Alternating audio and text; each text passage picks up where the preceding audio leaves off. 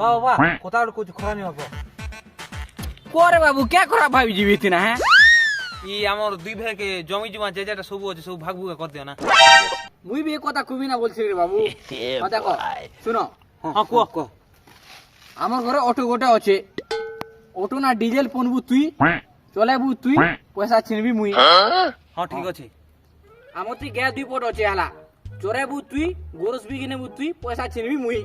হ্যাঁ ঠিক আছে দেখো রে বাবু আমার তুই 2 একর জমি আছে হালা এই রোপবু তুই ধান কাটবু তুই পয়সা ছিনবি মুই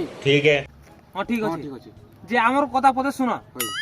দোকান নো বীজ কিনে আনবা ই গোলবি মুই আর পিবো তুমি হ্যাঁ চল বাতু ঠিক আছে